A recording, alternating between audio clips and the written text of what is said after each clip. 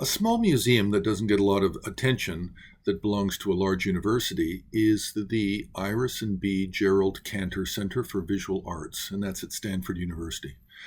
Um, Now, we put some of their art up some years ago. It's probably going back about 20 years now. So we don't really know if they've had a lot of acquisitions in the previous 2 decades. But they have a relatively modest collection of about 30 Himalayan pieces.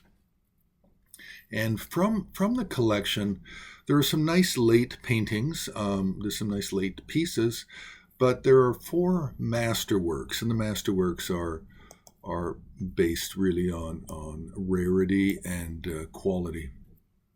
And three of them are sculpture.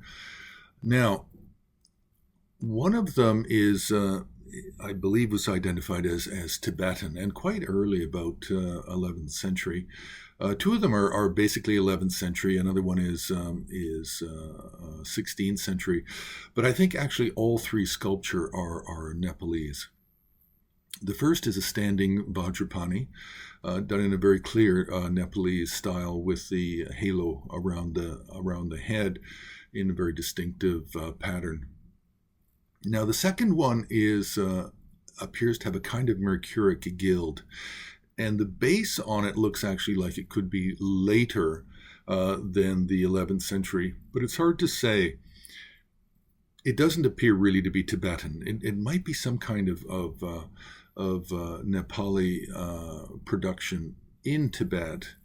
It's possible. The entire style of it is unusual. Again, it's a standing gold figure. There are wear marks. The face shows signs of having been painted, and the hair is painted blue.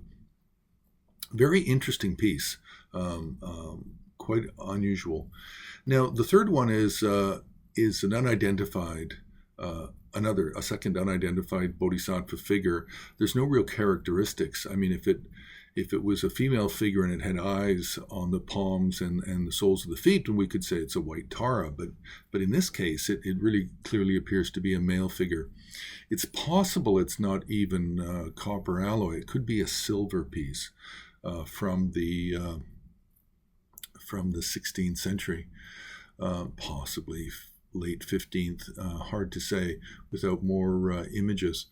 Now the fourth piece is actually a painting, and I seem to recall I was actually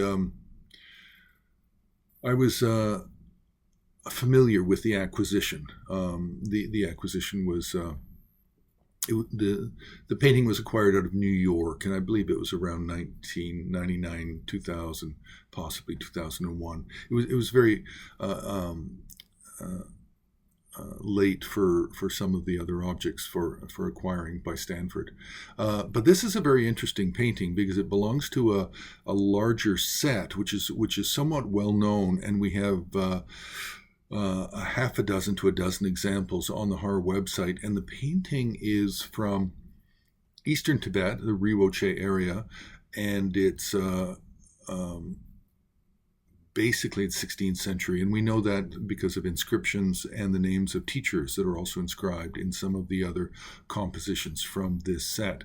But this is a well-known set, and it really is deserving of a lot more research and possibly even a small publication, because it's so unusual to have such fine quality and such care put into them. Now it's a relatively small format painting. I think we could say it's about 5 inches by 4.5 inches, roughly. And then some of the others are longer in length and show multiple sort of stacked deities in sort of a grid composition. But a very interesting set done with very good pigments, and then inscribed with gold writing, and very, very beautifully inscribed as well. So anyway, these are the four that are sort of the curator's pick for Masterworks of Stanford University. Now again, they may have acquired other pieces in the last 20 years, or they may have been gifted pieces. if they didn't purchase them. But often overlooked, but some of these are just really interesting. The two unidentified bodhisattva sculptures, the rare early standing Vajrapani, often mistaken for Vajrasattva, but clearly a Vajrapani. And then the Mahotara, this Nyingma deity, Heruka deity with 3 faces, 6 arms and wings, out of the Riwoche area, and most likely it's the Riwoche, the Kagyu Riwoche monastery temple in the Chamdo region of Kham. So that's it.